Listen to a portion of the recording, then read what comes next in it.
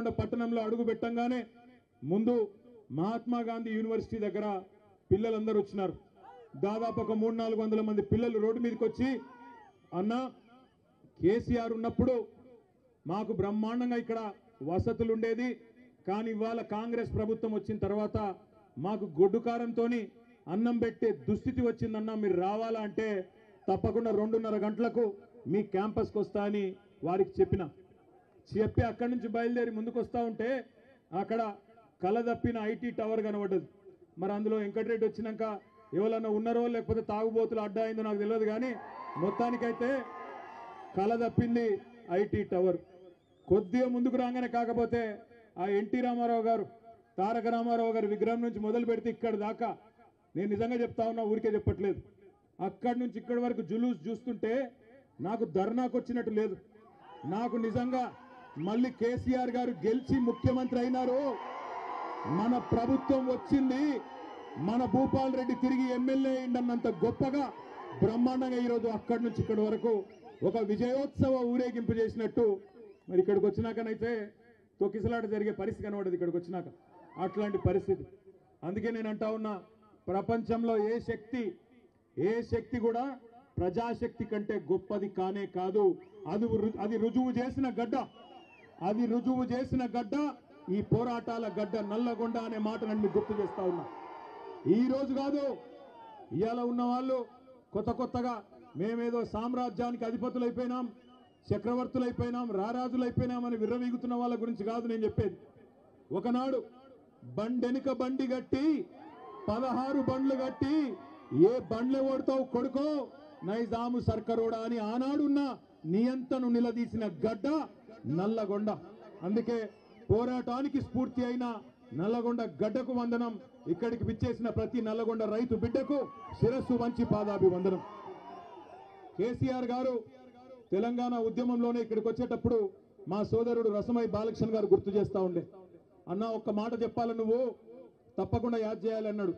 ఏందన్నా అంటే చెప్పినాడు, అన్న ఒకనాడు కేసీఆర్ గారు స్వయంగా పాట రాసిండే, పక్కన కృష్ణమ్మ ఉన్న ఫలితమేమి లేకపాయే, పాలమూరు నల్లగొండ పంటలన్నీ ఎండిపాయే అంటూ కేసీఆర్ గారే స్వయంగా కలం పట్టుకొని మరి మన నల్లగొండ దుస్థితి గురించి వర్ణించి ఆనాడు జలసాధన ఉద్యమంలో 2002-03 సంవత్సరంలోనే పాట రాసిండు అని అన్న చెప్పిండు. అనగానే పక్కనే నిరంజన్ రెడ్డి గారు అందుకొని, అదేమంటావు బాలకిషన్, అక్కడ ఉండే ఫ్లోరైడ్ పరిస్థితి గురించి కూడా కేసీఆర్ గారే పాట రాసిండు కదా, బ్రహ్మాండమైన పాట రాసిండు, సూడు సూడు నల్లగొండ గుండె నిండా ఫ్లోరైడ్ బండ అంటూ ఇక్కడ కాళ్ళు చేతులు నడుమంకర పోయిన లక్షలాది మంది గురించి కూడా కేసీఆర్ గారే రాసిండు కదా అని చెప్పి నిరంజన్ రెడ్డి గారు వెంటనే అందుకున్నారు. ఇవాళ కొంతమంది తెలిసి తెలియని మూర్ఖులు, తెలిసి కూడా తెలియకుండా అజ్ఞానంతో మాట్లాడుతున్న వాళ్ళకు ఒక మాట చెప్పాల్సిన అవసరం ఉంది. మొన్న అసెంబ్లీలో ఒక మంత్రి గారు అడుగుతాడు, ఏం చేసిండు కేసీఆర్ నల్లగొండకని అడిగిండు. నేను గుర్తు చేస్తా ఉన్నా ఆ మంత్రి గారికి, నల్లగొండ జిల్లా ముద్దు బిడ్డలందరికీ, ఇక్కడికి వచ్చిన రైతు బిడ్డలందరికీ, ఏం చేసిండు తెలంగాణను కేసీఆర్ అంటే, భారతదేశంలోనే పంజాబ్ను హర్యానాను తలదన్ని వరి పండించే విషయంలో భారతదేశంలోనే తెలంగాణను నెంబర్ 1 చేసిండు కేసీఆర్. తెలంగాణ భారతదేశానికి నెంబర్ 1 అయితే మొత్తం తెలంగాణలో నల్లగొండ జిల్లా వరి ధాన్యం ఉత్పత్తిలో నెంబర్ 1 చేసిండు కేసీఆర్ అనే మాట గుర్తు చేస్తా ఉన్నా. ఎట్లా చేసిండు మరి? ఎట్లా చేసిండు అంటే, ఎన్నడూ కూడా మీ టైలెండ్ గ్రామాలకు ఆ ఎస్ఆర్ఎస్పి స్టేజ్ 2 కింద ఉన్న తుంగతుర్తి కావచ్చు, కోదాడ కావచ్చు, సూర్యాపేట కావచ్చు, ఎన్నడూ నీళ్లు వచ్చేది కాదు. అదేవిధంగా ఎన్ఎస్పి కింద కూడా ఎన్నడూ టైలెండ్ గ్రామాలకు నీళ్ళు ఇచ్చే పరిస్థితి లేదు. కానీ కృష్ణలో, గోదావరిలో ప్రతి ఒక్క నీటి బొట్టును ఒడిసిపట్టి అటు పాలమూరు రంగారెడ్డి ఎత్తిపోతల పథకం కట్టినా, ఇటు ప్రపంచమే ఆశ్చర్యపడే స్థాయిలో కాళేశ్వరం ప్రాజెక్టు కట్టినా, చివరి మడి వరకు చివరి తడి వరకు నీళ్ళిచ్చిన రైతు బిడ్డ, రైతు నాయకుడు కేసీఆర్ గారు అనే మాట నేను మీకు గుర్తు చేస్తా ఉన్నా. ఇవాళ ఎవరెవరో రావచ్చు, ఏదేదో మాట్లాడచ్చు. వస్తుంటే మా చిరుమర్తి లింగయ్య గారు పెద్ద కాపర్తి ఆపిండు. లింగయ్య గారు ఆపి, అన్న జెండా ఎగిరేసి పో అన్నాడు. జెండా ఎగిరేసి కాడికి పోయినా నేను. పోతే అక్కడ ఒక రైతన్న వచ్చినాడు. వచ్చి, అన్న ఒక మాట అక్కడ చెప్పు నల్లగొండలా అన్నాడు.